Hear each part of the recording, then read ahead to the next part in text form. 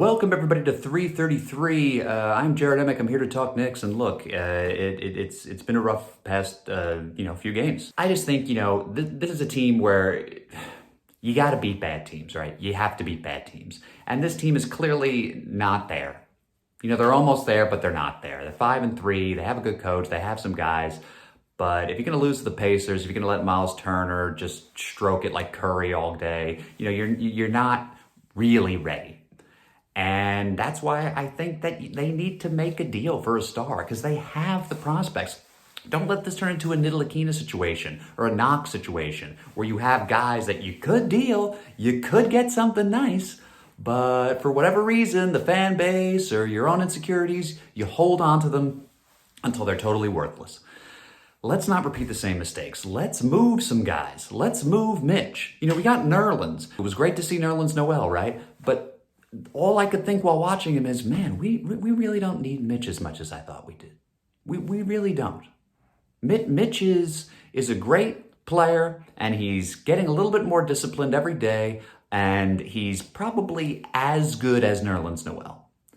And if we could move him and some picks for a guy like Lillard, look, you need real stars, not Randle. Not just give me the ball every time down, I'll put my head down, I'll charge down, I'll turn the ball over, maybe I'll kick it out, I'll take every shot, I'll maybe put up 30 points, but then we'll lose. No, not Randle star. I mean like a Lillard star, or a Chris Paul star, or a Booker star, or a Curry star, or a Durant star, or a Harden star, guys who are actually winners, right?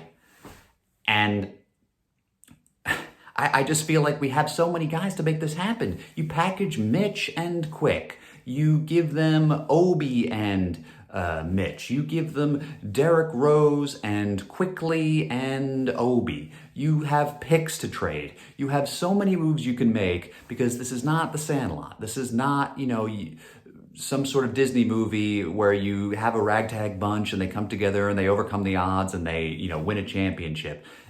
No, the NBA, the villains win the championship. The big threes, the evil forces win in the NBA, because they come together and they dominate. The Monstars win. The Monstars win in the NBA. So we need to be the Monstars and make some fucking moves.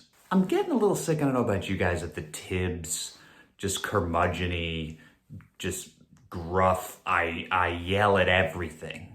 And at first it was endearing, it's like, yeah, this coach is really in the ref's faces and he cares about defense. But honestly, it's like, what are we gaining here? It's like when you go to a restaurant and you order something and you say, excuse me, this really sucks. Could you take this back to the kitchen because it sucks and you did a bad job and I don't like you and I want you to make this up to me. Yeah, they say, of course, sir. And they take the soup back, to the kitchen, and the guy spits in it and fucking wipes his ass on it and says, send it back. Maybe he'll like it now. And then you end up eating ass. I think that's what's happening. We're eating a chef's ass out there. The refs aren't giving us calls if we keep berating them. And if it's every single game, Thibs is, how could you miss that call? What human being would respond positively to that? And so I think Thibs has to kind of bring it down a little bit.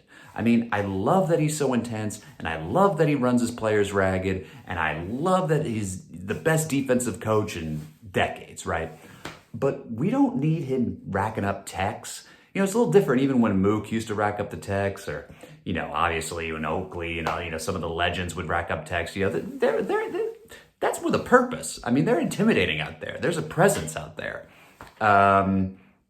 When Thibs is just shouting, I know he didn't get it technical, but he might as well have. There were many moments he could have. I don't know. I just want him to tone it down a little bit. And does that make me a wuss or something? Yeah, sure. I think, it's clear I'm not the toughest, person that you'll encounter. But I just feel like, what's the point? So look, we got the Bucks coming up next. And if we beat them, great.